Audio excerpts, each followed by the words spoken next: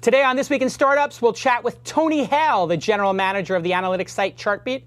I liked it so much I invested. Another fascinating glimpse behind the startup with Sterling from StockBrokers, and the tablet wars are coming. Have you chosen your side? All that and more right now on This Week in Startups.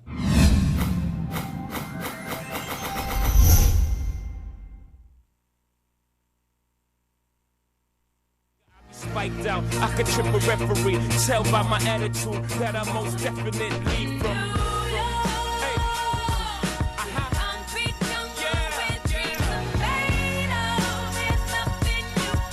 Hello, everybody, and welcome to another This Week in Startups. It is episode number 77. With me is Tyler Crowley. How are you doing, sir? Good. Excellent. Thank you for tuning in to This Week in Startups. Another amazing episode. It's going to be a great episode, an unprecedented episode. We have a big show for you today. Number one, Tony Haile, the general manager of Chartbeat, one of my favorite startups. I begged and I begged and I begged, can I be an advisor to this company? Can I angel invest in this company? And they finally let me be the first advisor and the first angel investor. I was able to get a piece of the Chartbeat pie. I was so excited about that. I love me some Chartbeat. And Sterling Hawkins, you remember he was on the Shark Tank, and I invested in his company on the spot. Another investment. He's going to be here with Jose, the chief visionary from The Group, which is an awesome group, and we're going to do Behind the Startups. We're going to start talking about building StockBrokers into something delicious. And but right now, we're going to go to, also one more thing, a little bit of housekeeping. The next startup meetup is 1 week from today. That's right, 1 week from today, September 21st at 8 p.m. Pacific time. Why are we doing the third global startup meetup at 8 p.m.? Very simple. We want Australia, and we want all the Asian cities to be involved this time. Please, please, please participate. Go to meetup.com/startups and sign up for your city. Of course, if you're in New York, you can do it at 8, 9, 10, 11 p.m. in New York if you wanted to. Sure, why not? And people here in Los Angeles can come over to Mahalo, and maybe we'll put out some Chinese food or something. How about that? We'll order in some Chinese, or I'll ask Chef Jen to put out some Chinese. Hey, thanks to Scott Simcoe, who has been the This Week in Startups blogger. He resigned his post after next week due to some time commitments and commitments with his family, something I can totally understand now that London is 9 months old. Wow, it goes by so fast. But he's still going to be in the chat room each week. He is a super fan. So thanks to Scott for all the blogging he has done for us. And thanks especially to Trada. Oh my God, I saw tweets today about Trada. People are loving their service. What is Trada? Trada is a crowdsourced pay-per-click expert website. You basically go there and you get one of these pay-per-click experts. Tyler, you're running your own company now, right? Yep. You're probably going to do a little pay-per-click. Not in this one. Not in this one? No. You could have gone with it just for the commercial. No, I got to keep it real. You're going to keep it real. Okay. But if you're in that game, if you're in that game, it's a no-brainer. It's a no. Google's investing in it. Exactly. What more do you need to know? Google has invested in Trada. Yes. Trada helps you buy ads on Google. Right. So if you're in the pay-per-click space, do me a favor, go check out Trada and sign up and give it a shot. They have the best experts in the world who will buy your keywords for you. They're going to save you money. And hey, they're going to give you 10% bonus if you spend $1,000, $2,000, or $3,000, up to $3,000, just by using the twist hashtag, TWIST. And if you're a paid search expert, this is the company you want to work for. You're going to make extra cheddar. You're going to do it on your own time. And you need to get in now before it gets crowded. You need to have a really good, you're really going to need to have a good reputation on the system, because the money's starting to flow into Trada, and the pay-per-click experts who get in earlier are going to reap the benefits of having a better, essentially, eBay rating. And Neil's a super cool dude anyways.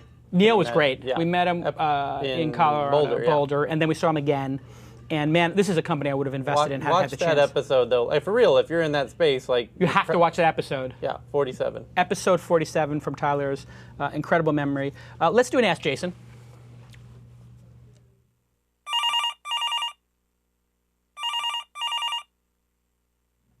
Okay, so you caught me drinking my mocha, no joker.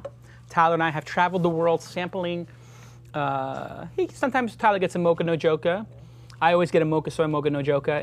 Sometimes he gets the chai latte. Yeah. But sometimes you order chai latte and they put an espresso in, which you don't like. Starbucks has just gone downhill in the last couple of years. You still own stock? No. No, no more stock. No. Okay. On the call, we have Matt. Matt is the focus of a big cease and desist trademark case, and this is an emergency Ask Jason. Matt, can you hear me? Yeah. Can you hear me? Yes, we can hear you. Just turn your volume down a little bit so we don't have any reverb. Let's check that volume one more time. Matt, are you there? Check, 1, 2. Okay, perfect. Where are you based, Matt? I'm in West Hollywood. I'm right up the street from you. Oh, wow, West Hollywood. Very nice. So tell me, what is your question? Well, I've been watching the show since actually the 3rd episode, and I have a service-based business right now.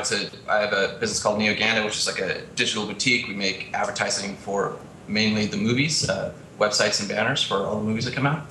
I've been doing that for 5 years. I started listening to the show, and I thought I got inspired, and I wanted to make a product-based business. So I started doing that this summer, and I have a business, and I called it Adroid.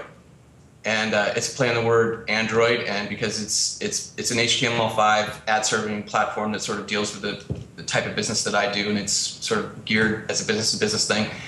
As you know, it's like almost impossible to try and come up with a domain name that's available that doesn't cost $1 million. So you have to kind of make up some words. So I thought, well, it's digital advertising, so there's got to be an ad in it, and then it's computers, so there's something CompuAd or robots or AdBot or AdDroid, and then I was like, oh, Android, okay, that sounds good, and then I bought it. And now George Lucas is suing me, he's not suing me, he sent me a cease and desist and pretty threatening letter and trying to shut the whole enchilada down, which kind of bums me out. Right. Okay. Is this your first startup company? Have you done a bunch of startup companies before? Well, I've had other businesses. I mean, this business has been going, since 2005, and I have 6 employees right now. I've had some other, smaller things, but not for a product-based business like this. No, I've never done that before. Okay, so number one, don't be nervous. This is just a letter, and big companies communicate through letters, legal ones, and a lot of times there's not too much thought put into this. And the legal system, the way it works when you're protecting trademarks is you have to protect your trademark every single time. So that when you have a serious trademark issue that comes up, you don't have people go, oh, well, you let this person do it, and you let this person do it, and you didn't protect your trademark these 10 times. In order for a trademark to stand, you have to protect it every time, or almost every time. That's my understanding of the law. Now, let's get to the core of the issue. Whether people like it or not, George Lucas came up with the term droid. He took Android, he cut off the an, and he created a new word, droid, out of the bigger word, Android. He invested a lot of money in the concept of droid. He trademarked it. He deserves some protection. I think we can all agree on that to a certain extent. How much protection? It's a question mark. That being said, he is providing digital services with the name droid. When I hear the name droid, I think of, these are not the droids you're looking for. That's the first thing that comes to my mind when somebody says the word droid. Tyler? Yes. You agree? Anyone over the age of 30, 25. So you came up with a really clever spin on that. You put ad before droid, and to your own admission, it's a play on words of the droid operating system. This thing is in the droid space, and even the mighty Google had to, or was it Verizon, had to relent and say basically we're going to get the license from George Lucas for the droid name. So you are benefiting from George Lucas's investment in the term droid. Do you disagree with any of what I said? I think you can kind of debate it either way. I mean, he doesn't really own the word Android. Google owns Android, but only for phone operating systems. They don't have a trademark on anything advertising related with Android. Right. So the way it was explained to me by my lawyer was that, I think, he thought it would be okay to move forward, that we wouldn't be challenged by anyone. And honestly, I didn't even think about George Lucas and the droid thing because I was so obsessed with Google trying to get me. Right. So my feeling on it is that there's sort of fair use of things and there's fairness. And when I look at this, I think that you benefit not just a little bit, but greatly from using the word droid. And as such, Yeah, it kind of does infringe on his rights, and he deserves some compensation for it. I know this sounds crazy that I'm siding with a big company, but he did invest in that. And so it'd be like if I wanted to create something that was blank Google. Now, not blank Google, but the test is really going to be confusion on the part of users. And so if you take this to the mat, the key issue is going to be, are you infringing on their ability to do trade in the market, and are you confusing users? And that's where I think your lawyer, he might not be right, or he might just want to get you to keep doing this so you can get big fees from you if you do have to fight this as a lawsuit, which you will not win because you will run out of money unless you're an independently wealthy trust fund kid who can afford to lose millions of dollars. My suggestion would be to say to the folks there, how can I compensate you for it? Or, just say like, at the bottom of everything, Droid is a licensed trademark. We have permission. Maybe you can give them a little equity in the company or whatever. I doubt they'll do it, but at least you could try. They probably wouldn't have the discussion with you. I don't think that you're going to win. And I don't think that Lucas is going to give it up. I think that you're going to spend a lot of time and money on this, and it's not worth it. I would change it. Tyler, what are your thoughts? Well, the trademark issue is you register it, and this is what he was referring to and what his attorney had told him. I've heard this as well, is when you register a trademark, it's per category. So you could have for the purpose of being a band who makes musical recordings, you can register the name Metallica. But if you wanted to make a set of golf clubs called Metallica, it's actually within your right to do that. You can get a trademark, like a general trademark, which is across all media. You really need to have a very unique word then. A very unique word would be something like Yahoo or Google, which really didn't exist before they used it, a little bit maybe, in the Yahoo case. And if you want to have something like Acme, you know that there's an Acme Moving and there's an Acme Anvils, and if you're going to make Acme coffee, you're only going to get a protection in that space. I don't know the status of the Droid trademark. If it's they probably filed it in many verticals. Mm-hmm. He could have bought every single. Yeah, and that's the thing. When you're filing your trademark, you have to pick one, and they do that so people don't basically camp on a name. So when I did Silicon Valley Reporter back in the day, or other ones, my attorney's like, well, what are you going to do in this business? I was like, well, I'm going to do this and this. He's like, oh, you're going to make T-shirts? I'm like, yeah. He goes, well, is it going to be a business, like where you just see amount of product? If you're going to have a whole line of fashion, you may want to protect yourself in the fashion space for Silicon Alley fashion or whatever.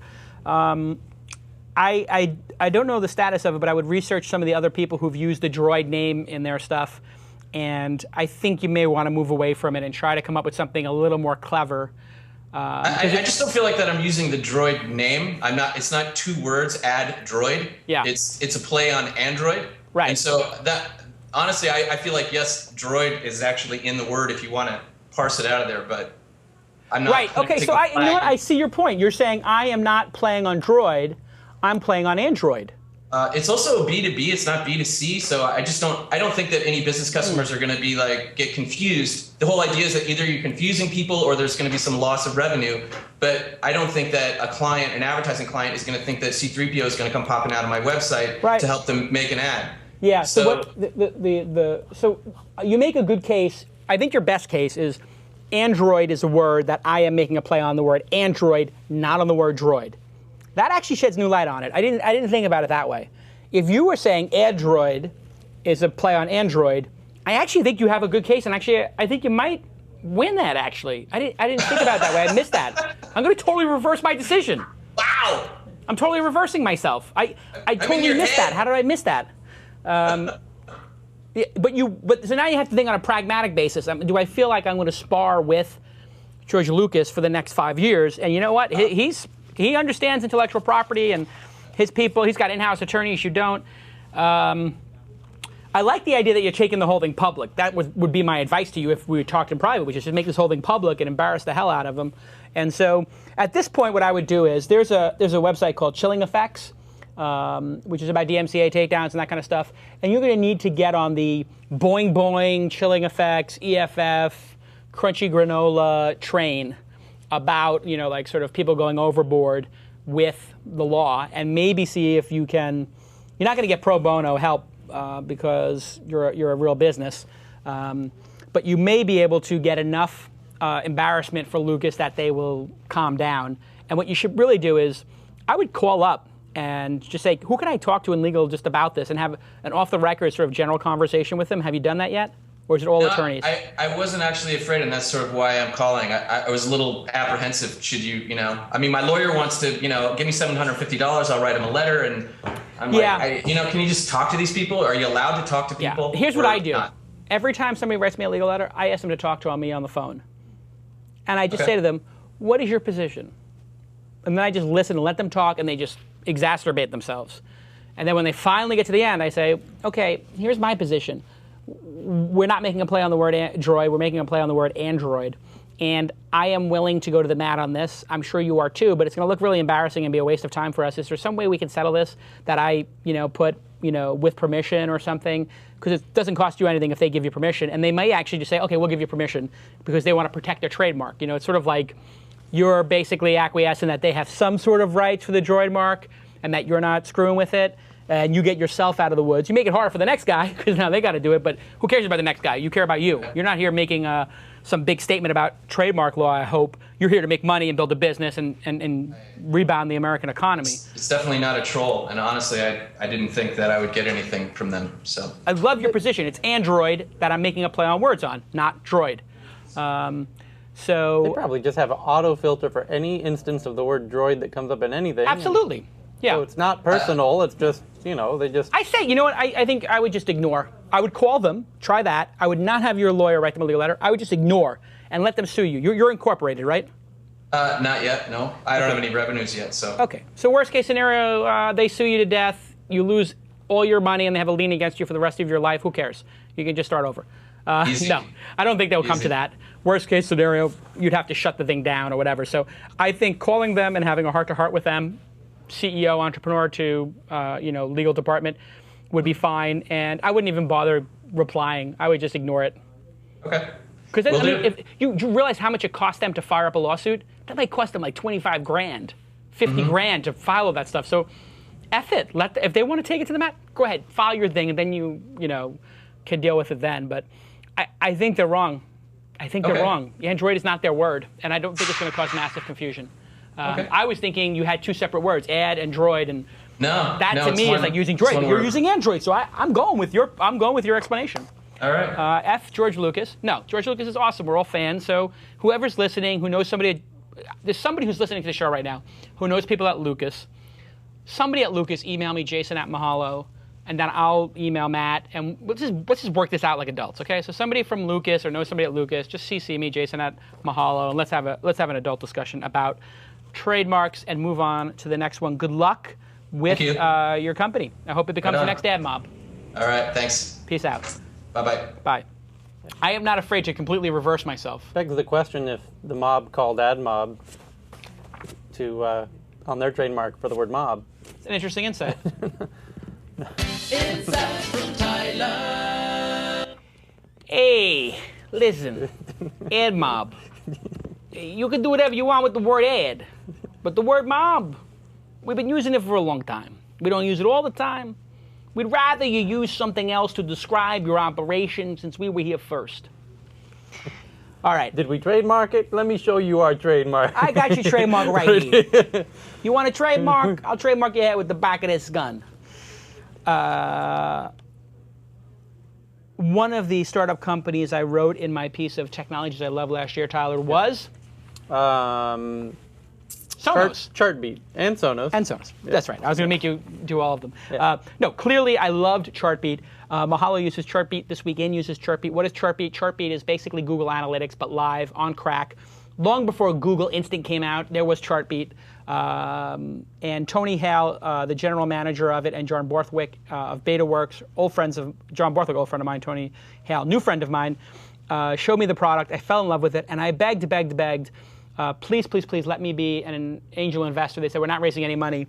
To which I told John Borthwick, if you're running an incubator and you email me and say I should invest in something, and then I email you and say I want to invest in this and you say it's not available, that's like a major poker tell. You're basically telling me that that's your best company and the other ones are not. So you don't want to give equity in this one, you want to give equity in the other ones. He goes, oh, that's an interesting point. I didn't realize that. I said, well, you're talking to a poker player.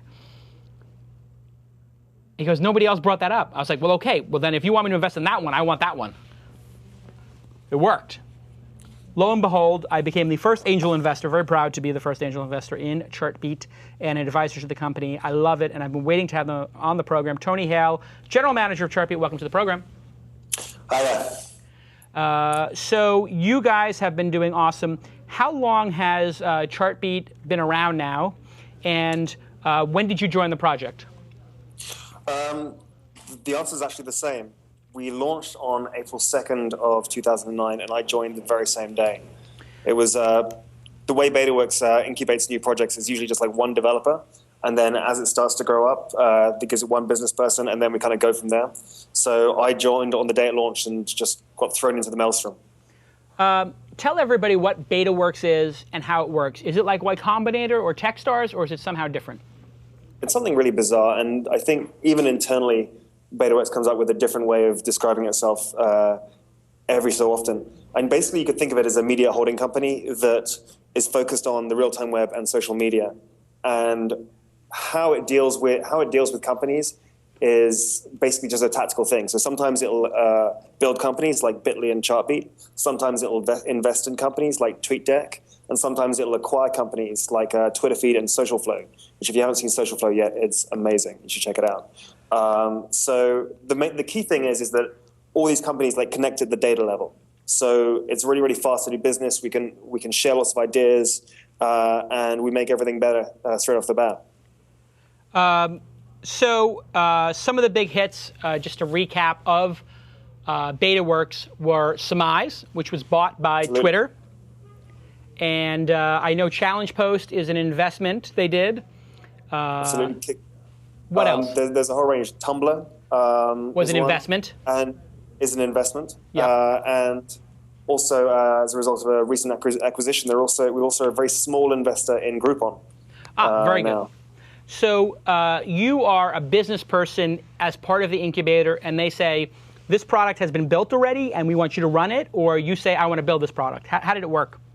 I came in actually around a different project we were looking at, and it wasn't quite right for me, so I emailed John and said, sorry, this one isn't quite right for me, but let's stay in touch.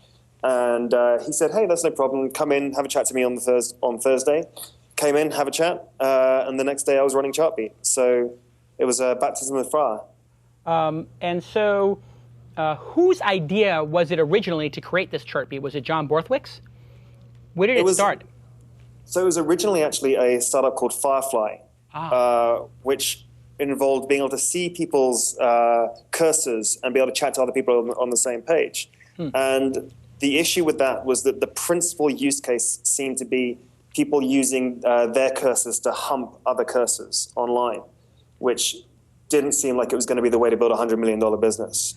So it reminds me of Virtual Places, which was the original avatar chat on top of web. Do you remember that company? Virtual Places? No, I'm afraid not. Yeah, you can look it up. It was bought by AOL for $14 million back in 1994, 95 maybe. So, okay, they had another startup company. They rebranded this technology, and then you come in as general manager? Yeah, basically, we pivoted. We went out and talked to a lot of people, and then we pushed it out last April. And it was still very early days for Chartbeat.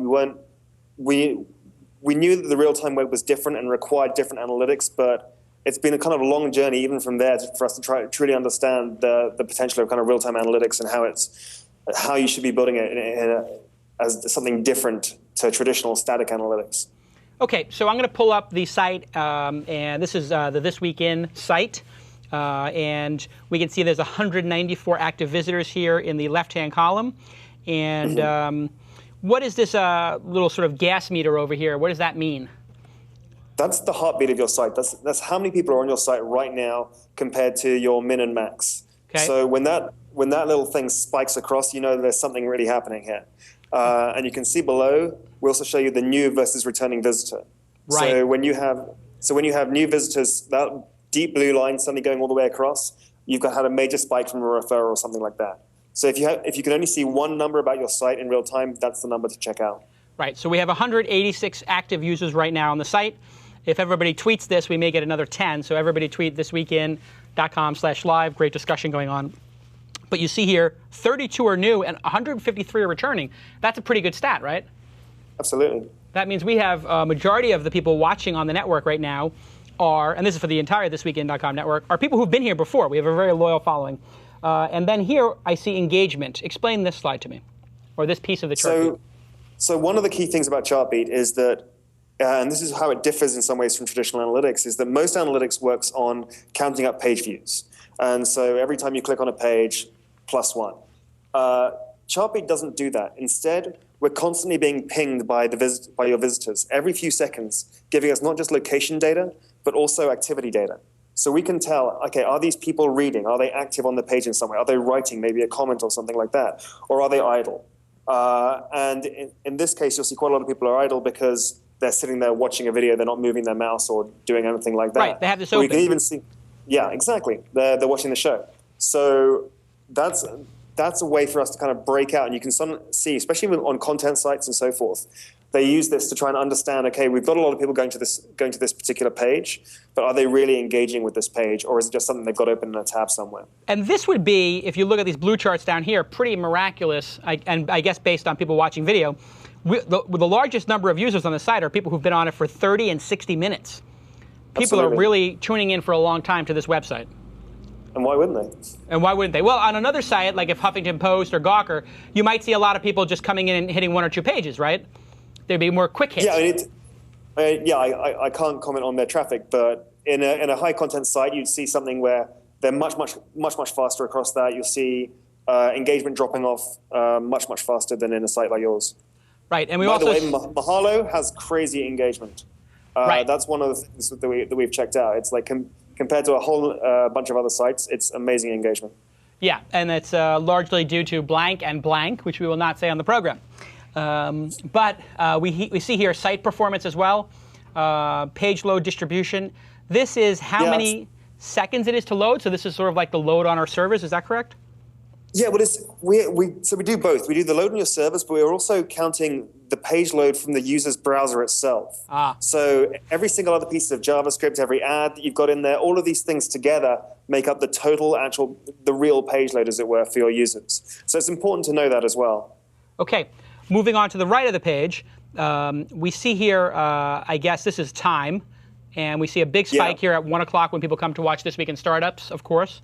And I can change this to look at 7 days or 30 days. And if we look back, we see the network has been growing nicely over the last 7 days. And there was a spike last Friday up to almost 250 people, which I think was based on a This Week in Startups episode, but I could be wrong. Could be Kevin Pollak's show.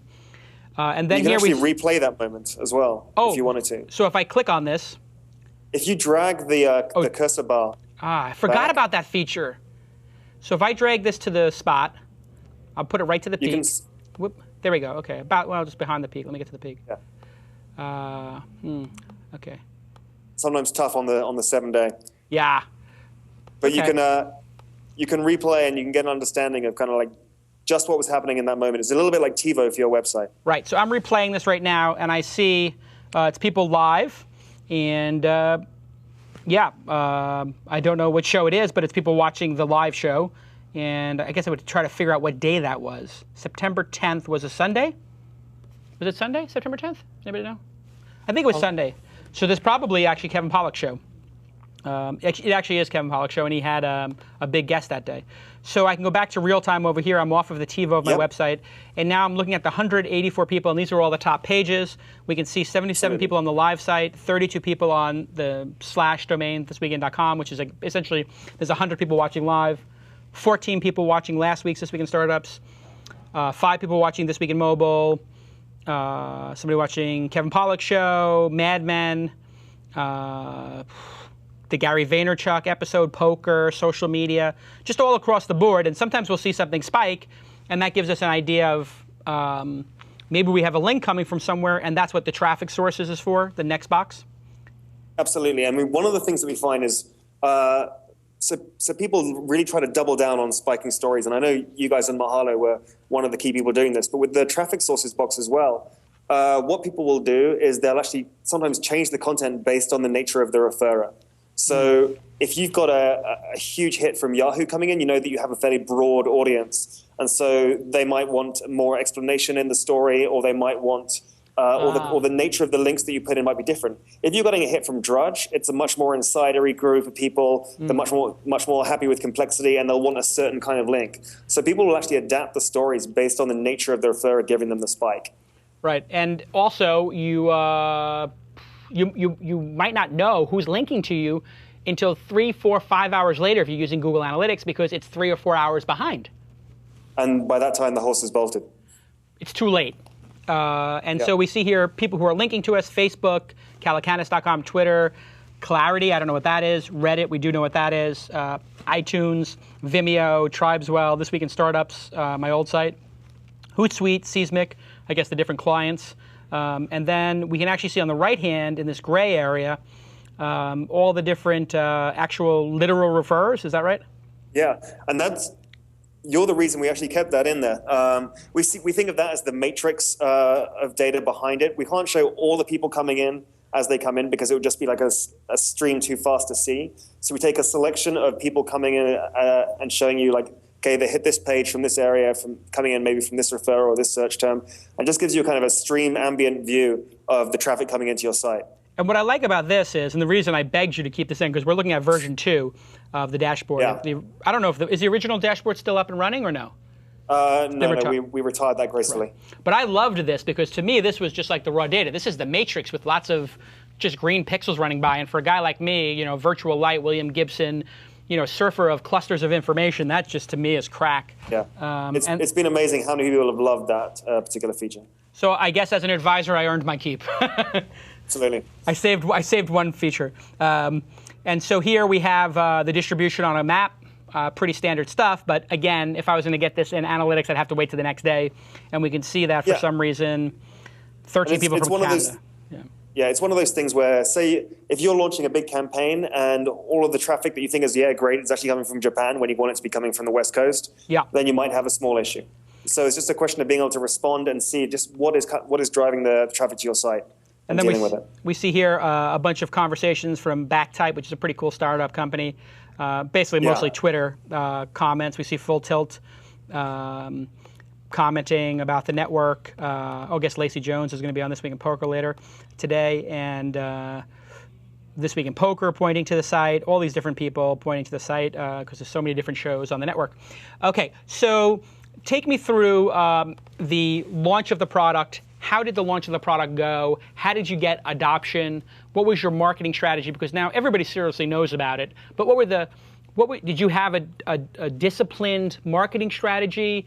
I know Fred Wilson was one of the first users. How did you socially build credibility around this product and market it? So in some ways, the advantage of having a product like Chartbeat, which is visually attractive, is that you get a lot of people just organically talking about it, and that's helped us a tremendous amount. But I think when we came out initially, there was an assumption on our part because we thought that the Omnichurs of this world and the core metrics had all of the kind of big websites and the enterprise situation sewn up. And so Chartbeat would be this premium blogger tool. So we did some great partnerships that we're still very proud of today. And with kind of high-scale bloggers, that was fantastic. But we found that for anything less than a big blogger, the average amount of traffic on their site at any one time was 0. And so people were paying at least $9.95 a month to watch 0 people on their site, which was incredibly depressing for them. And so that was useful information for us. And we also looked at a lot of our kind of cohort analysis around decay of users and traffic amounts. We found that where Chartbeat did well was the more traffic you had, the better you liked Chartbeat. And we were really lucky in that we had a really, really powerful backend, largely built in C, that could handle huge amounts of traffic that other analytics services just couldn't. And so as these bigger sites suddenly found this service that could actually handle their traffic, they all started to adopt it. And one of the things that we tried to do was create kind of what we call referential markets. So when we'd go out and talk to people, we wouldn't try and just go and get a publisher over here and an e-commerce person over here and hope for the best. We tried to get groups of people who would actually talk to other and create a market within themselves. Wait a second. Now, what did you call that? Referential markets? A referential market. A referential market. What does it mean? Say it again. A referential market is your market isn't just a group of people who buy your product. It's a group of people who buy your product who talk to each other. And so they hang out at the same conferences. They maybe used to work for the same companies together. They're the people who can say, hey, check this out. This thing is amazing. And so, in fact, many of the ways that we got some of our largest clients, the people who maybe have 200,000 concurrent people on their site at any one time, is through people saying, oh my God, we're using this at our place. Please, please, please, you've got to check this out. And so that's been very, very helpful for us. It's kind of evangelism by our users. Did you come up with this term, this referential market, or did you poach that from someone? No, I think I stole it from Jeff Moore. This is a great term. So basically, you found the birds of a feather, and you got them each to try it, and then they're at a cocktail party, and Fred Wilson says, hey, I'm using this, or he says it on his blog, and Calacanis says he's using it, and Nick Denton says he's using it. It's largely been evangelizing to specific groups with the core of kind of building up a certain amount of momentum within certain demographic groups. And then also, to be honest, Twitter. I mean, every time that we get a tweet from, in fact, from you and other people, we see the numbers just jump up. So it's been a combination of the two. Yeah. So the actual social media thing works if, and this is the key thing, if you have a beautiful product, which you guys do. And we don't send people to slideshows. We don't give them pictures of what the site does. We just show them the actual site working. We give them an actual live demo, and that's really made all the difference because people can share that. They can also actually share their own sites, and a few people have actually done this. They've chosen a semi-private URL, and they've actually shared their stuff online. And so that's been another way that Chartbeat's kind of spread. Yeah, and some people are actually using it now to share with the audience what's trending.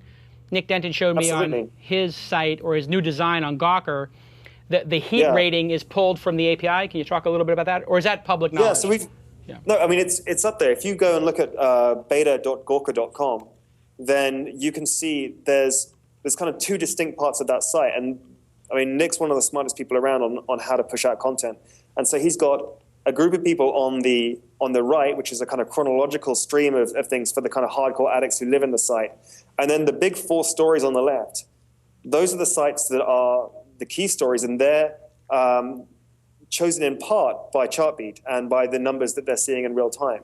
So he's turning Gawker into an even more adaptive site for the future. And you can actually see, even in the top left, he actually even shows you the total number of visitors on the site as well.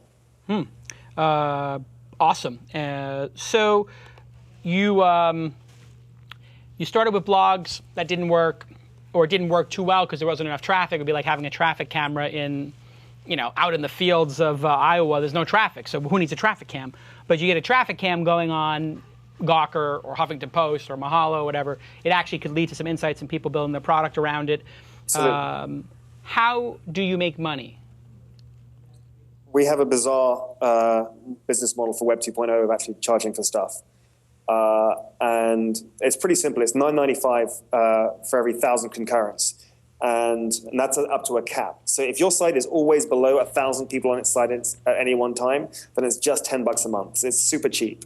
If your site is much, much bigger than that, it just goes up incrementally by the number of concurrents that you have. So a site with 5,000 concurrents or 10,000 concurrents, which would be a top 100 site, I think, in the US at least, what would that cost?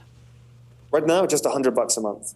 So explain to me how you guys came up with this incredibly insightful, groundbreaking model of charging for a product. It's something that we'd read about old media doing, and we thought we might give it a shot. And it seems to be transitioning well to the web. It is, okay. I just want to make sure of that. And have you patented this concept of actually making money by obtaining a credit card from a business and charging it again monthly? Because it seems like you could get a business patent on this reoccurring monthly charge. Could be good, but we're kind of against patents in general in the software world. So you open source it. Absolutely. Wow. So any startup who hears our voice now can actually charge for a product or service a monthly amount. Yeah. But it's open sourced. Yeah, it's open source. Okay, so you guys are growing. Everybody's checking out the product. I see it getting a lot of press. I said it's one of my 10 favorite products in an email last year. And a lot of other high-profile people with big social media accounts I know were singing the praises of it. Now you've got a lot of people who want to invest in the company. I know I was asking for at least a year, possibly, and you guys relented after maybe 6 months and made me an advisor, and then you guys finally let me become an angel investor.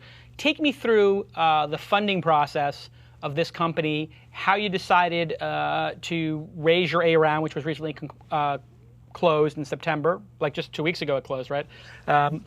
So explain to me how you and John went about doing the close. What was your goal? What was your philosophy of raising the A round? And because it got done pretty quick, and I think it was pretty competitive. But take us through when you have a hot product, how you do the roadshow, and how you select your investors. Well, it was one of those things where we really wanted to hold off on raising a round until we felt it was the right time to grow, because we're big believers in kind of customer development, and we kept the team incredibly small. I mean, for the first 6-9 months, it was just 2 of us working full time on Chartbeat, and as we felt that we had a certain amount of traction, that we felt that the ideas that we had were solid, and also we had a good sense of where we wanted to take the product, then we felt, okay, this is the time to start exploring around, start running out the flagpole in a few different places and see what people thought. And we were very, very lucky in some ways. I mean, in part being part of BetaWorks, which has a great reputation, and also John Borthwick and Andy Weissman, who give incredible insight and advice. We didn't have to do too much of a roadshow. We went. A few people came to see us. We spoke to a few different people, but in the end, we had the people that we really wanted from the get-go, and that was Index Ventures. And so I went out to London. I sat down with the team there, and we kind of talked through where we wanted to take the product and what we thought the future of the industry was. And they were incredibly enthusiastic, and we were just like, okay, let's just get this done. And then following them, I mean, luckily with BetaWorks and with Index behind us, we were able to get a whole range of fantastic angels. I mean, yourself, Jeff Clavier, O'Reilly, Josh Stallman, Peter Hirschberg, a whole range and Ron Conway, of course. Yes. A whole range of really fantastic people who we're going to look to for advice. So, Chris Sacker's also involved, but I'm not going to wear the cowboy shirts for him. So you said you put out feelers. Describe that process. You want to see if you're actually fundable at this point. I'm taking it, and if people would be interested. How do you put out a feeler? Well, it helps to be in some ways part of BetaWorks in that because you're constantly surrounded by people who sit on both sides of the table, and so what would happen is we'd have people coming by the BetaWorks office who are sometimes seeing other startups, sometimes talking, and we just sit down with them, chat with them, talk about our plans and say, hey, look, we're interested in raising a round at some point soon. What are your thoughts? Can you give us some advice? And I think the key bit of advice that I got from Andy Weissman was, you ask for money, you get advice. You ask for advice, you get money. And that was one of the key things for us. It's like, oh, wait a second. You ask for money, you get advice. You ask for advice, you get money. You get money. I love that. Is that not the greatest line ever? I mean, I've actually used that technique as well. You go in and say, hey, listen, we're not raising money, but we just want to get your feedback on this product. Yeah. And then at the end of the meeting, they say, well, are you going to raise a round? What's the status? Because everyone knew that we didn't have to raise money. We could just stay within BetaWorks and continue to be incubated there. But we really wanted to take in not just, it wasn't really so much for us about the money, although that's great to have, but it's about the kind of people, the caliber of people that come with it. And that was really the question for us. It was like, could we get the very best people in the world to be there for Chartbeat, for advice, for connections, for product insight? And we feel we got that. Okay, so now you decide to go with a lead of Index Ventures, Danny Reimer, his venture capital firm. They've done a lot of big things. Last FM was one of their big exits. Etsy, another one of their investments. Skype, Swipely, Stardoll, which has done very well. They're in TweetUp. And did you select Danny Reimer as your partner? Is he the one involved?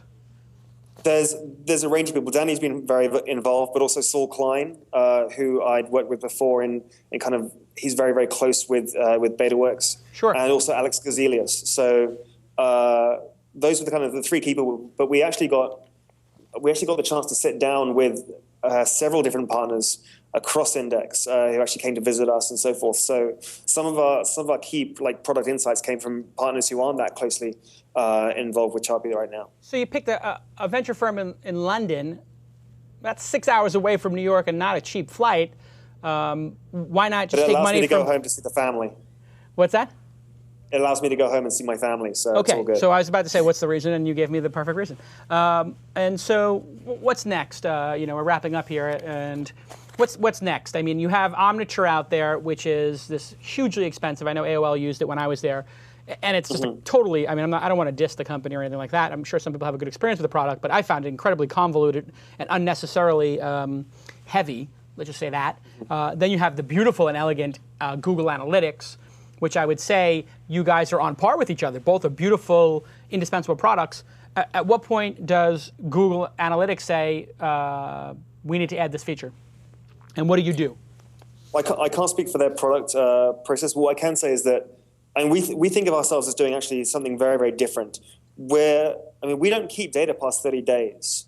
We very much focused on what we think of as tactical response rather than strategic insight. You don't use Chartbeat to try and understand like long-term A/B testing or the kind of optimizing of usual behavior over time that you would use a traditional analytics service for.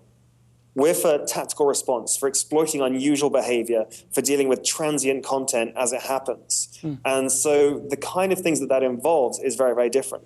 And for us versus someone like Omniture as well, I mean, their audience in some ways is often dedicated to analyst teams who are very, very smart and know how to slice and dice data.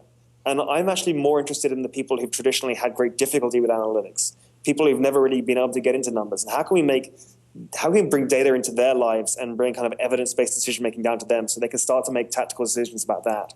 And so for us, I guess the three key things in terms of product are: one, make something that people will actually look at and will keep open the entire day. Second, make that thing actionable so they can use it to gain some benefit. And then three, make them want to actually take those actions. So how do we think about doing what we can in the product to make them not only have the actions available, but like almost compete to take those actions? So that's kind of the way we think about it. I think your overwhelming focus on the real time will protect you from potential competitors who are just not going to be able to focus on this and advance the ball as quickly as you guys have. Continued success. Thank you for allowing me to invest in the company and be an advisor. Thank you. I mean that sincerely. I know it's competitive sometimes, and being able to invest in these incredibly hot companies is just it blows me away. And You were our first. I was your first. I'll always be your first, Tony. Everybody take a moment to follow Tony on Twitter. He is Arctic Tony, ARCTI, Arctic, just Arctic Tony. You guys know how to spell it. ARCTICTONY, because you've made a bunch of expeditions to the polar ice cap, correct? Yeah, in a former life. In a former life. Also, your blog is at Tony Haile, Haile. Go check it out and subscribe in Google Reader. Thank you for being on the program, Tony, and continued success. Thanks, man. I'll see you when I'm in New York. Wow, what a great story, huh, Tyler? One of the coolest things out there. It's one of those things that as a company you literally can't imagine not using it once you've become accustomed to using it. It's a game changer. It's one of those things like analytics or AdSense or Twitter or even Facebook that you just can't, you're not going to give up on. It just becomes essential. I mean, it's absolutely essential. Just like DNA Mail. Everybody loves DNA Mail. If you're using email at your startup company, you're going to want a hosted provider that can provide you full service, and DNA is that partner. They can help you succeed in business by moving your mail to the cloud and get their Google Apps and Microsoft Exchange hosted email services today. It's free activation, it's free setup, it's free 24/7 support right here in Los Angeles from people that care. 99.9% uptime. Don't let your business suffer from subpar communications. Sign up today and take advantage of their 30-day free trial. Order online at DNA Mail and follow them on Twitter at DNA Mail. And take a moment to thank at DNA Mail and, of course, at Trada for sponsoring and partnering, really, with us on This Week in Startups. We couldn't do it without them. DNA Mail, everybody loves DNA Mail. Thank you, Tyler. They have been a colossal. I mean, we're now 77 episodes in. They're the only sponsor who's lasted 77 episodes, and I'm just blown away by their support. Gosh, it would mean a lot to me personally if you would thank at DNA Mail and follow them. They really do watch that stuff. Their social media people watch it, and it matters. And go ahead and sign up over there. Next on the program, we're going to do Behind the Startups. People remember, I don't know what episode it was, but during the Shark Tank, Sterling Hawkins pitched me on the concept of a website where parents could take a collection of their old stuff for their baby and sell it to another person who's having a baby. I said, this is a brilliant idea. It's a no-brainer. Maybe I can invest. And Sterling said, okay. And we made a deal right on the air. And as part of that, we're now actually building this company, rebuilding the website, PR marketing strategy, legal issues. We've got all the legal issues out of the way.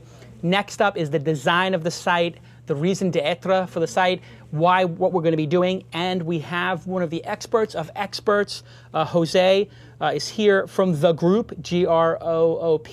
He's an expert on building websites. He's built a lot of the websites I've been associated with.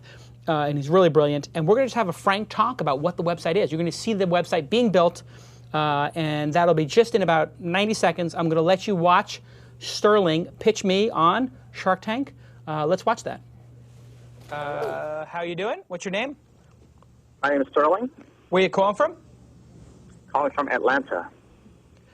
Hotlanta on the line.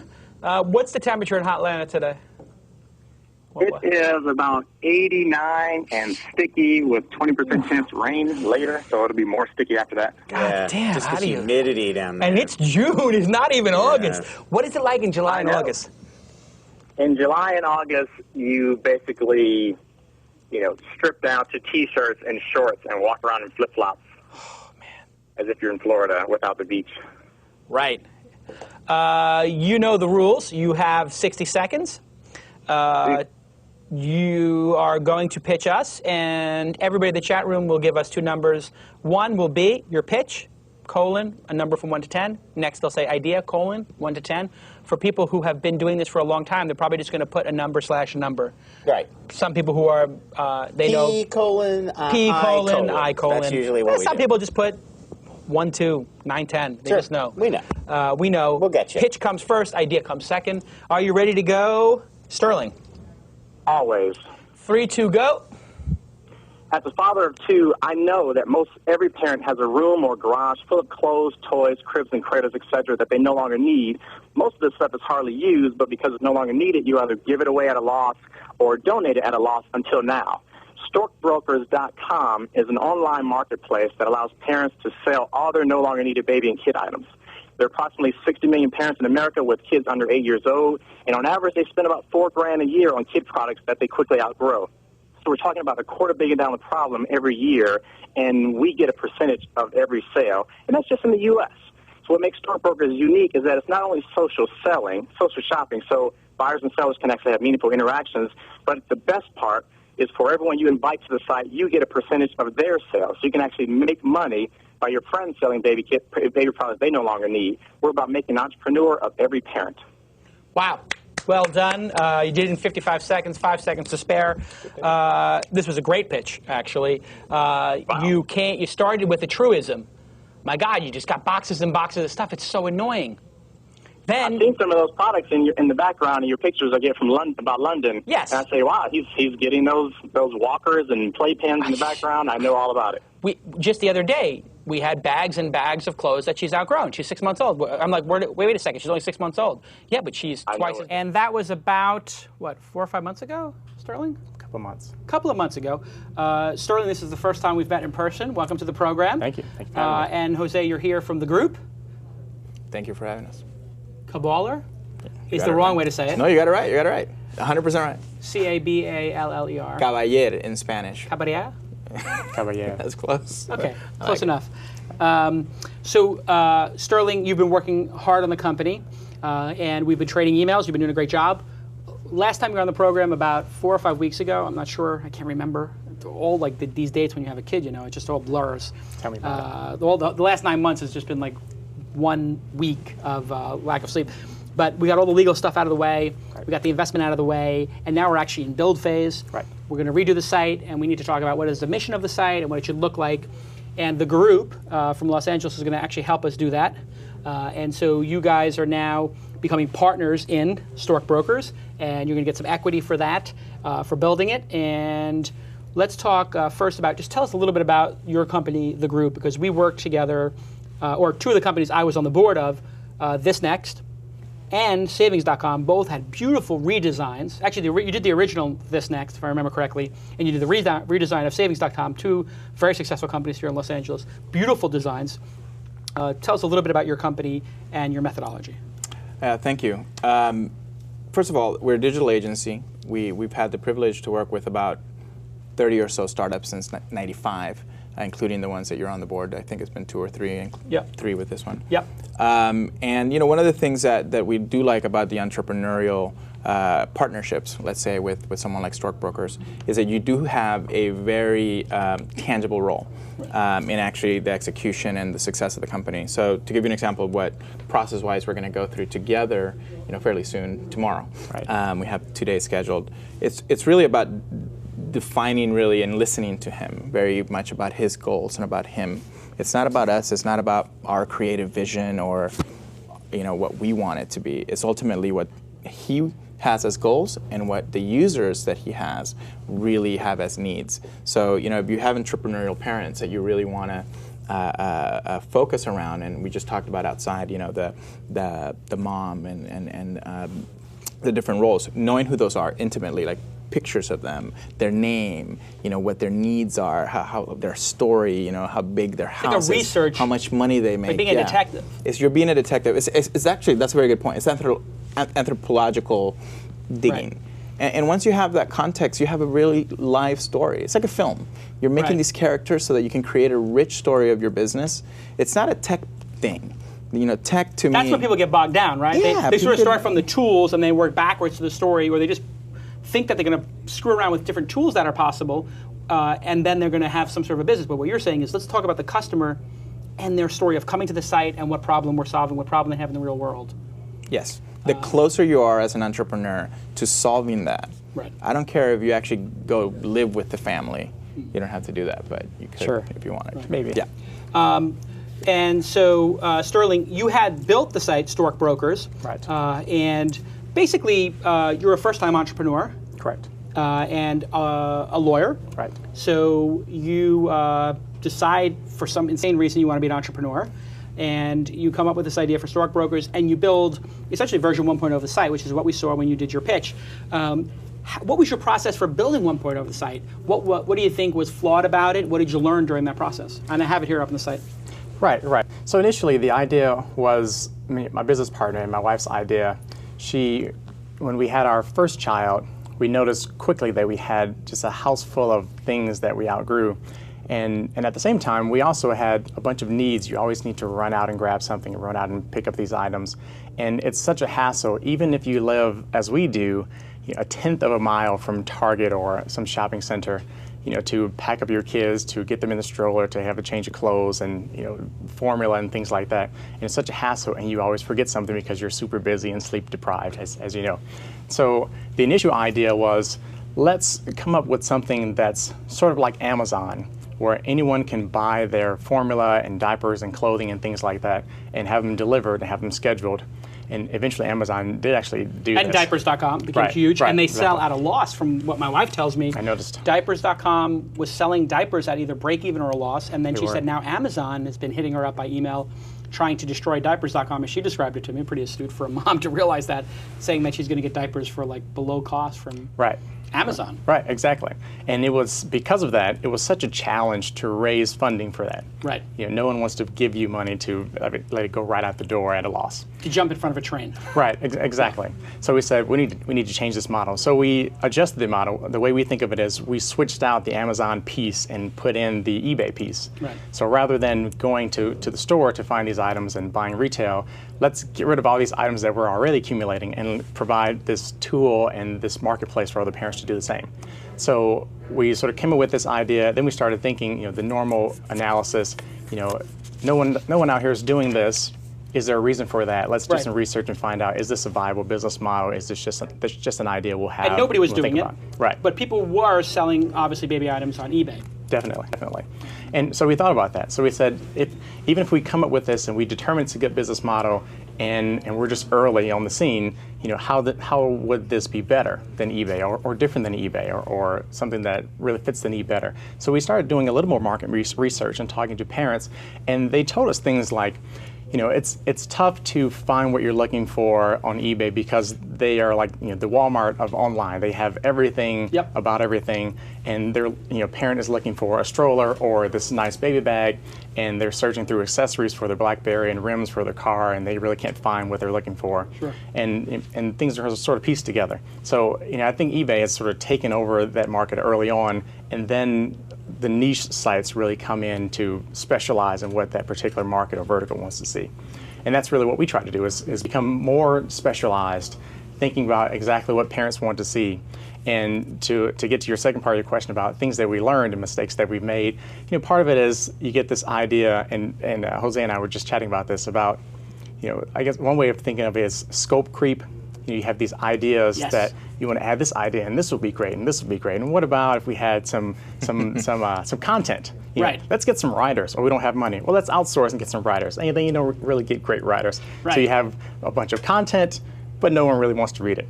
And then you have a bunch of blogs, but they're not really maintained. And then you have 10 business models rolled into one. None of them are really being maintained very well. So a mile wide, an inch deep. Exactly. Maybe. So let's look at the site for a second here, Jose. And I want you to just be absolutely brutal and destroy Sterling. Absolutely.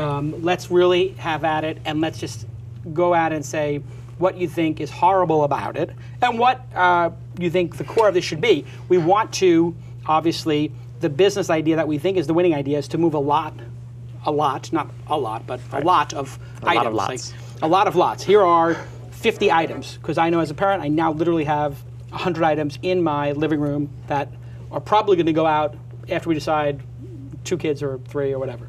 Okay. So at some point, a big box of these we want to get rid of, and we don't want to send it to somebody else. We just want to sell it and get rid of it for one price, and maybe even lots of stuff that are new, like a Groupon kind of thing. Mm-hmm. So to me, on a business level, that speaks to me and also to the parents I've discussed it with. I think there are affluent people who just want to get rid of the stuff and who would never buy used stuff because they're like, why would I buy used stuff? I don't care. Money's no object. And then there are real people, the larger group of people who are like, I need to save money. I got a kid, and I don't care if I'm buying some used clothes. I wear some used clothes. I just wash them twice and they'll be fine. I'm obviously not going to buy used bottles or pacifiers, diapers, but a diaper bag, a Skip Hop diaper bag that cost $120, which we have, which is gorgeous. My friend sent it to me from Skip Hop. At some point we're going to sell that, and it's perfectly good. Right. So there does seem to be a need in the market. I've talked to a lot of parents before I made the investment and said, this is what people want. My affluent friends want to buy a lot of, here are 10 Skip Hop items. I got a good deal. I'm going to spend $300. And they want to move that $300 worth of stuff for $50 and just get it out of their house and ship it once. My wife is selling stuff on eBay all the time. And she doesn't need to. We just frankly give it away. But she likes to make a little bit of money on the way out and feel frugal. So that you think is also the best business idea of all the different ideas, correct? Correct. So we are in sync about that. And our analytics really showed that when we looked at all the features of all the pages of the site, all the features on each page, 99% of the traffic to the site came to the marketplace. Yeah. Who's selling what? What's for sale? How can I do it? So basically, here we have a website that has home, stock market, relationships, community, fashion and style, health and fitness forum. I mean, this has become iVillage for babies. We're now competing with whatever the biggest baby site is. I don't know what it is. Where socializing is business. Spice up your marriage. That's sex advice. Get in shape. All this kind of stuff. Tell me what's wrong with this site design. I'm going to use the metaphor of the brick. And one of the things that, and you talked about it, in terms of scope creep, or we call it shiny object syndrome, which is looking for everything that might be shiny and might give traction to the business model. But the brick is, to penetrate a particular niche, in this case, parents, who, by the way, everyone I talked to and shared before we made the decision to collaborate, and group members who have kids and are going through the same things that you are, everyone said, oh my God, that's awesome. Can you give me the URL for that? Exactly. And They I'm all want it. Whoa. Right. Okay. So the need was really there, and what's wrong with the site now, and it's suffering from shiny object syndrome. And the brick metaphor basically is that if this is the marketplace on this table, and you put a brick on it, and you try to have it go into the marketplace, it's just not going to work very well. Now, if I actually sharpen it and have only one or two things that are actually the wedge of your output into the market or your next launch, and now I go into the marketplace. It goes in a little smoother and it actually penetrates the marketplace. So that's the way we describe it. And part of it is really prioritizing. We're going to be brainstorming tomorrow, and we're going to be looking at the brand. We're going to be looking at the users. We're also going to be looking at your business objectives and how they all triangulate together. And we have something we call the prioritization toolkit, where we'll go through different exercises and actually weigh, the complexity and the cost of a feature versus the return on what your goals are. So if there's a feature that is totally not matching the goals, you're like, Sterling, do you really want this in the site? Right. And of course, we decide this together as a team, including the development team. So what would the goal be in your mind? What is the metric that we want to track? What do you think is the number one metric, Sterling? Right, and because our focus is to make it a marketplace, and not an iVillage, not a content site, but a marketplace, a really efficient, really simple marketplace that a ubiquitous place that everyone knows about and goes to for this type of thing. You're looking at sales, products that are being uploaded and how soon they're being uploaded, how regularly, and how quickly they can be moved. How they're selling basically, turning over that inventory, and the revenue generated from that really. Okay, so I heard the number of items listed, the days until they sell. Right. Everybody's writing furiously because you just said some really good stuff. Right. The number of days until they sell, that's pretty important. Both really for the seller, like hey, how many days is this going to take? I've been trying to sell my goddamn Corvette for 6 months, and finally today it's worth 32 grand. And Jade's like, somebody was offering 29. I was like, get this thing out of here. I don't care if I got to eat the 3,000 in Kelly Blue Book value. I want to get another car that can fit 4 people and a baby. So the number of items listed, the number of days, and then I guess the cash value of those deals. Right. I heard, and I guess a percentage of that cash value is our return. Correct. And so that would be our earnings. So you can work sort of backwards from there. If we get a lot of items listed, and I guess what percentage of them actually sell, so closed. I guess that's the hit rate somehow of closed transactions. Conversion. Right. Yeah. There's the right word for it. It's probably interesting too to see the difference in what that seller got for the product from what that product would go for retail. So the resale value. Savings. Value proposition. Actually, value proposition. There's the green aspect, which you just said savings. And the green aspect I didn't think of. It's huge. Yeah, absolutely. Did you think of that before? We talked about it, but we had so much going. Who came up with you talked about it internally over the last year? We talked about it internally maybe 2 years ago. Really? But more recently, Jose brought it up. Wow, Jose, this might be your biggest contribution to it. People might do this more for the green value than for actually the monetary value. I feel so much, like I literally now feel twice as good as my investment in this. I'm glad. I hope I can do that. I do. No, honestly, don't you think that's brilliant, Tyler? Like now, I guarantee you, it means more to my wife that skip hop bag and the skip hop bottle thing, which you put the bottles on that dries it. Everybody who's got a kid knows this thing I'm talking about. That is not in a landfill and that it's actually getting used. I mean, the green is the ultimate reason to use StockBrokers. I love it. And just to add to the green aspect of it, I mean, I think that one of the things that you said, again, going back to entrepreneurship and in the economy that we're in today, entrepreneurship is actually even more important at that level, at the household level. And we have a current collaboration with a client called Green My Parents, which is actually a kit to actually help the kids green their parents. And of course, in this case, in StockBrokers, the kids aren't old enough to. But there's a huge impetus towards this, and we did Live Earth. We've done a lot of kind of green businesses, but finding traction for a green business that doesn't have a real tangible value proposition to a mass audience, not just people in Santa Monica or here in the West Side driving Priuses. No offense. Oh wait, you don't drive a Prius. I drive an electric car. Oh, there you go. That's right. Okay, so offense. The point is that, and I learned this on savings.com, and I got my ass whipped by Lauren on it, because we started with, okay, this is kind of like this next. They want to kind of make it look cooler, and we could make the same mistake here. And we made it look really slick and really chic. I'm talking about savings.com, the first iteration. Right. I get a call from Lauren, and I'm in New York with Ford models or something like that. Not with the Ford model, but... So basically you're on a date with Ford models. You interrupt your date. I heard what you said. With the agency. You're going to get a phone call from your girlfriend. Are you married? Or? Yes, I'm married. Yeah. No, not for long. Not with... Anyway, they were a client at the time, but... And he says, what's going on? We hired you because we want this to be special, because we want it to look... And I'm like, you know what? I'll be back in LA, and in 48 hours, we'll turn it around. And you know what it was? It was looking at the users and realizing that this is actually Coupon Mom and, Candy Sue and, and Bob Video Game Guy. And these are people, tangible people. Right. So I went to Office Depot and, office supply stores and scrapbooking stores. And here's the savings.com logo. Yeah.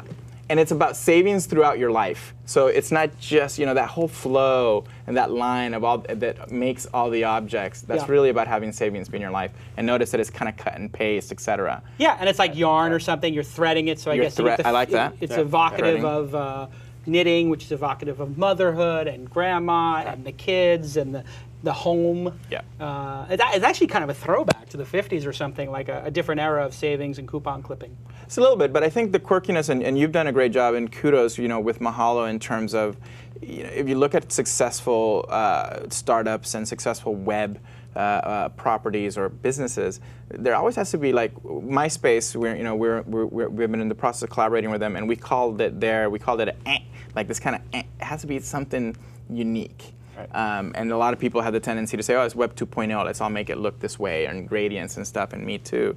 In order to find something unique, we really have to know who you are.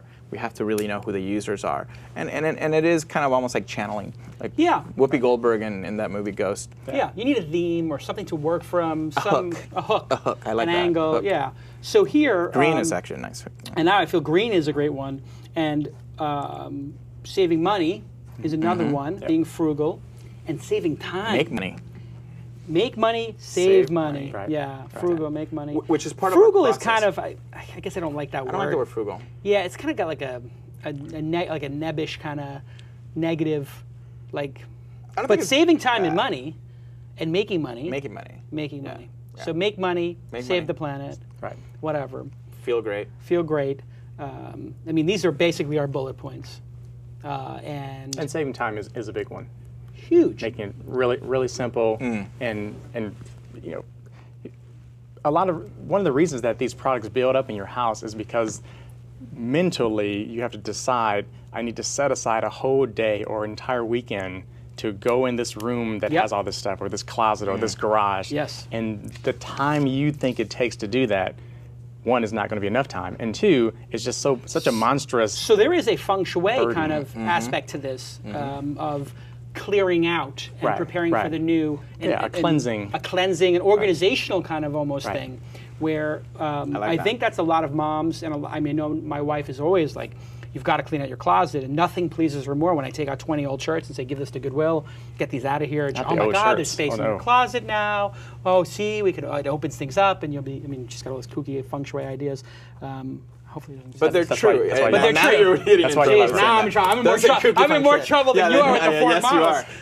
She knew about that. Yeah. So far, I'm doing good. Yeah. But what I was going to add to that, and actually that's a really interesting point in terms of the mental energy, and we're collaborating with a startup called Temple Home, which is Zoran, a guru of kind of home. And actually, that could be good partnerships potentially, even within whatever it might be. But that really, ultimately, the process of removal and giving are really cathartic to the family as a whole. Yeah. So there is something about clearing, and also is there something here of helping other people, like a social charitable, aspect? social kind of thing. Yeah, it's either charitable or community based.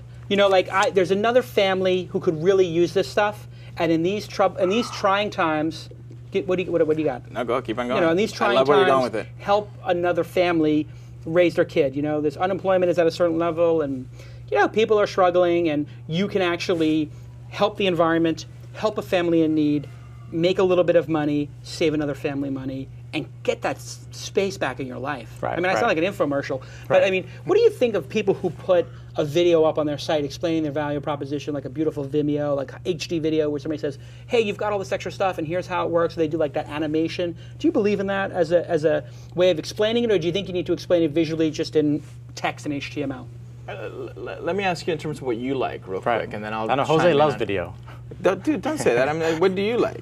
Yeah, I think that's Which important. is true. You're right. Right, and I think video is really good because it helps the user see the actual people, the people behind it. It's not just a name and a URL and an Inc. in Delaware. It's real people who have the same issues and same challenges that you have, and there is that sense of connection between the marketplace and the people. People on one side and people on the other side. We're all sort of the same. It's not an us and them. It's an altruistic type of marketplace that helps people. It helps the economy. It helps you yourself clean out your house and get rid of all these items that you don't need, and I think really it's all about helping everyone. It's really a marketplace that allows everyone to be helped, whether you're the seller or the buyer or someone who's buying gifts for other people and have no ideas. And the video can help you see the people behind that, and you can identify with them and learn about. Have you seen these everyone else. Comcraft videos that they do? I pull it up my screen here where they're just sort of explaining how the Wikipedia works. And I guess they cut little like objects and lay them on a table and do like sort of stop motion. But I just, every time I'm on a site and I see one of these videos, I just hit play. I just love them. You like them? I do. What do you think? Is that typical behavior or not? Yeah, but the reason why I said don't say that because he's going to get excited about it, and then we're going to have to make a lot of videos, which is not a bad idea. I actually like video. Here's my take on video. Commoncraft does a really great job at explaining how something works. I think that evoking the emotion, you said it, people to people, like this idea of people to people, however we can capture that, whether it be savings.com, for example, did user-submitted videos, why they are a savings.com user, et cetera, and they requested them specifically. I think that that's an interesting idea to reach out to the community of parents and having the parent stories be really what speaks to it, the impact that the site has, and some combination so testimonials. Testimonials are really powerful in the context of this. So, hey, I'm Susan. I'm from Louisiana, and I had all this stuff. We've had 3 kids, and we have literally 400 clothing items here. Hi, I'm John, and this is my wife, Julie. We just had twins, a boy and a girl. And my wife's not, is a stay-at-home mom, and I work as a teacher.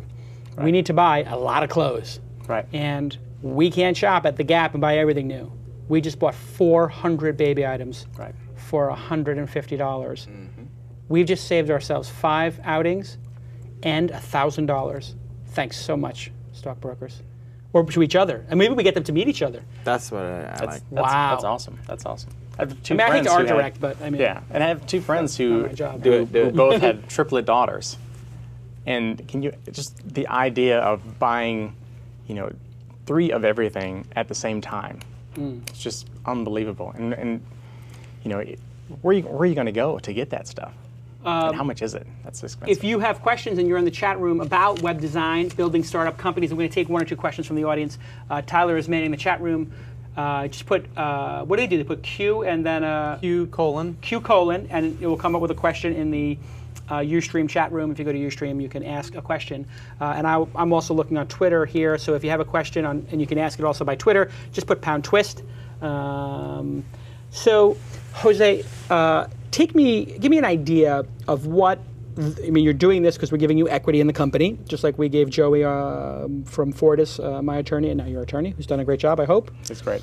Good guy. And what would a process like this, you say there's 2 days of this, and then there's actually building the site, for an average site, I guess this next in savings.com, or I would say probably average, in terms of number of pages, 10 pages, 20 pages of design, is it?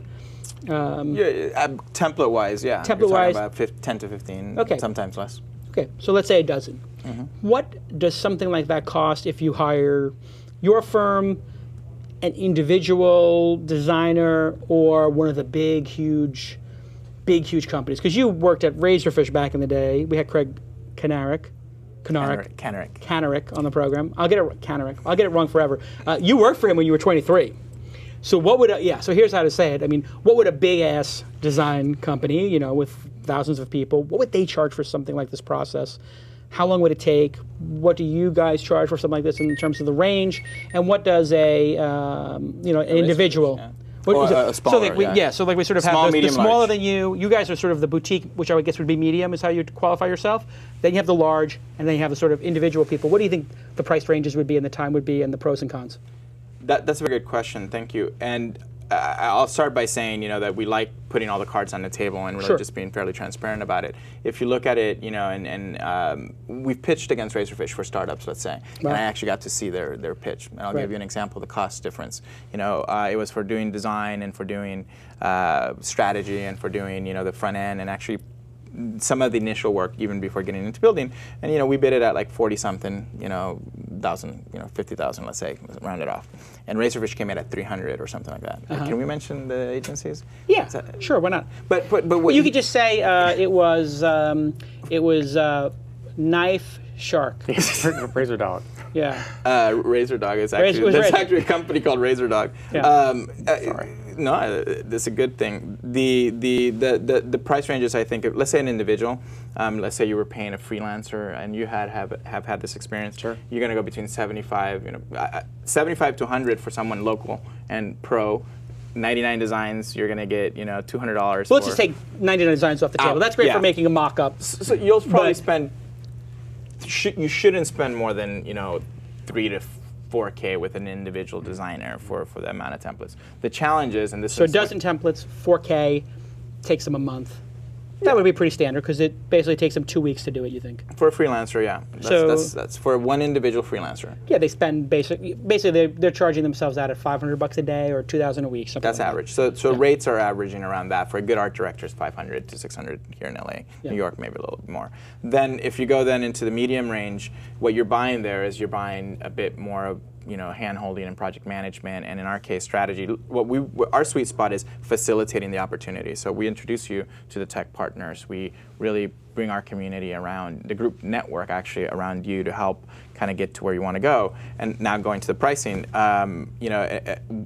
we actually have, the way that we structured the deal was we actually put an amount on the table. We said, here's how much we would charge you, and I think it was in the 60, 50 some upper, right? And then $1 million or something. Yeah. $50 million. $50 million. No, and then so we did the call range. it $50K. Yeah, $50K for the design. Because you're going to have a half dozen people work on this, I'm assuming? Yes. And then we're going to have, and we're also, the 2-3 days of strategy are critical. I think that failure, or not failure, that's a harsh word, the tone of the entire project gets set at that inception moment. Right. The inception, not the movie, the point where... We're not going to kick back, this is the reality. Yeah. That's where really success, really momentum starts, and a good relationship. And I from our conversations, I really like Sterling, and it has to. It's like jazz. You have to really be able to collaborate. Collaborate. Yeah. Yes. It's your startup. Right. I'm but a conduit for what we do. If you go then one step up. What you're saying though is actually how I feel as an investor, which is what I've told you the whole way. Like, I'm an investor, I'm an advisor, but you've got to run the company. You got to make the decisions, and I introduce you to 3 or 4 people, and I'll let you figure out who you work with best, who you have the best chemistry with, and who you can do this with. And then for the large one, so it's like 550, and then you get into the 250. You talk to an agency MD, managing director, and they say, look, we can't take anything lower than 250, just because of our scale and overhead. Yeah, if you've got a couple of hundred people working at your agency, and you've got the big reception area that, they have some of these places at these agencies that have a reception area that's bigger than probably your office space. You've got 1,000 square foot office space, 2,000 square foot office space, and their lobby might be 1,000 square feet, and then they got a room with a bunch of bean bags and some funky lighting that's 2,000 square feet that nobody uses. So I'm not saying they're inefficient, but the truth is they are. And what you're paying for there is that you're some big company like Sony, and you're paying for their reputation. You don't want the assurance. executives to get fired. Basically, the CEO. If you look at the CEO as a user in the purchasing decision, they answer to the shareholders. Right. If you're a VP and so, is there really a risk sort of continuum? If I hire the one person, they could flake out, get hit by a car, get addicted to drugs, whatever, flake out on me in some way. Yeah. I hire the big agency, even if that person at that company, goes on a bender and then or quits or gets sick, God forbid, they get hit by a bus. There's a million other people to take their place, and then you guys are somewhere in between. Like you could get sick, but there's other people who could carry the ball. So it's sort of like the risk profile goes down as you get bigger, but the cost just becomes exponential. You hit it on the mark, and I'll give you a concrete example. And I don't know if I should make everyone anonymous. Make everyone anonymous. It's fine. It doesn't matter. I mean, Okay. it's like talking about a parent. Right. So one of the video game networks here in LA, this is about a year and a half ago, we pitched against our parent, against our where I came from. Yeah. It's like StockBrokers. I'm pitching against my Right. Stork. We came in comparable at price. We obviously came in a bit lower, and the team on their end loved us. They really loved us. They loved Barrett, who's doing the strategy. And you know what happened? The president of the network is like, I don't know who these guys are. The group, no, hire the big agency. And I ran into the kids the producer, the people who were actually doing the project, and they were like, it would have been awesome to work with you guys. It's kind of like this sense of disappointment. And I think that the risk tolerance actually is one issue, I think, at the executive level. And we're doing something called Group School, where we're educating media and entertainment executives here in LA specifically. Yeah, it's coming up, the event. It's When coming is it? up. It's actually going to be in November 3rd, 4th, and 5th. And actually, taking a note from you, it's going to be called iPad Battle, Group School iPad Battle. Cool. And it's going to have a whole arena, and there's a studio here, a soundstage that's actually hosting awesome. it. So I'm going to come to that. you should. Actually, I want you to be a judge on it. Okay. Since there's I'll a do that. competition at the end. Anyway, long story short, the risk tolerance is not about whether one firm is better or more qualified than the other. I think it's really the knowledge level that the executive has and their ability to control the process. It's a complex process. There's a lot of moving parts. Here's a great tweet from somebody. They say, this is from Chris Nessa. She says, you should add more to the green aspect by offering a green recycle option to stockbrokers if the product doesn't sell. So if you place something on stockbrokers, you check a box that says, if it doesn't sell within 15 days, ship it to Goodwill via stockbrokers. We talked about that, and Save the Planet or whatever. Boom. And that's just an option if you don't want to. It's fun. Awesome. And that's becoming really big. It's interesting that the most green conscious person in our household is my 5-year-old son. And Clearly. he and his sister, Lake, she's 4 years old, they both attend this Montessori school. And maybe it's Montessori, but they are really environmentally conscious. Yeah. And it's all the schools. He comes home, he's like, you can't throw that out, we need to recycle, because if you start, he They actually are explained with his brainwashing arms. these kids, and it's awesome. I mean, It's literally, when great. I hired Gen It's Y people hilarious. here, we used to order luncheon every day, so it'd be paper plates and whatever. Right. And they would bring in their own plastic stuff, wash it, and put it in the counter. The people who came to work here, 21-year-olds, 22-year-olds, 23-year-olds, they wouldn't use paper plates and plastic. They basically self-organized and said, we're not going to do this because it's bad for the planet. Right. And they asked, like, please don't order so many paper plates. And of course, the pizza guy gives you like half a tray. Right. We're running out of time. Tyler, let's take a question from the audience. Which is the best question?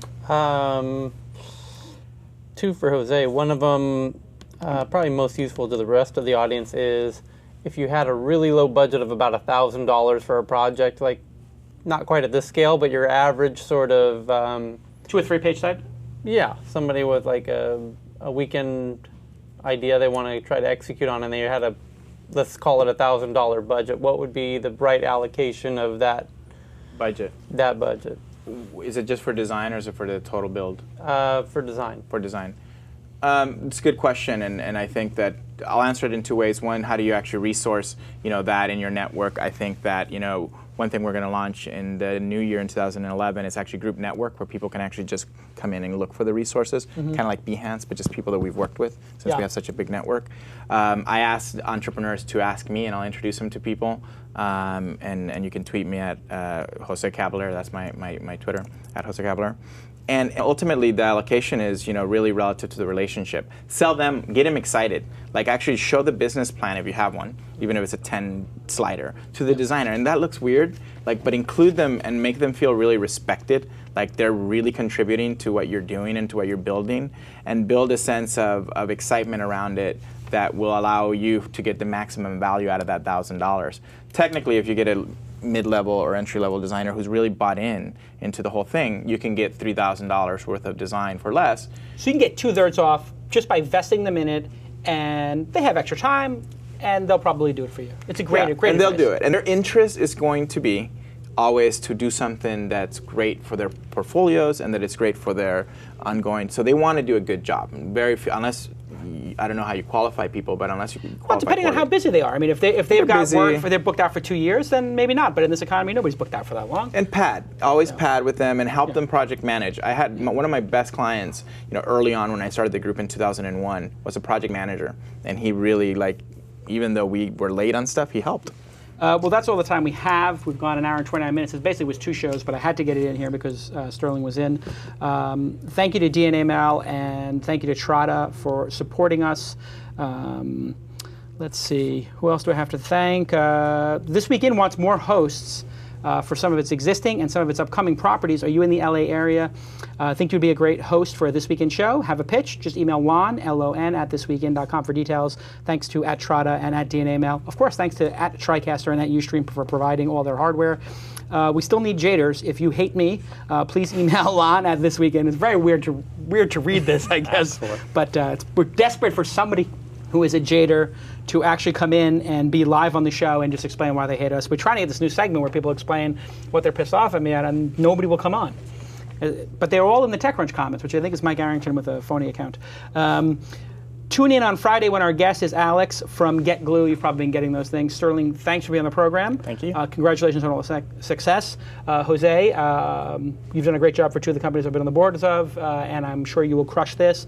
I am your biggest reference client. Everybody should use the group. They can go check out the group at the GROOP, 2 O's, .com. Or .net. Or .net. Continued success with everything you're doing. Thank you. And thank you to the crew for a flawless episode. And we'll see you all next time on This Week in Startups. Spiked out, I could trip a referee. Tell by my attitude that I most definitely from.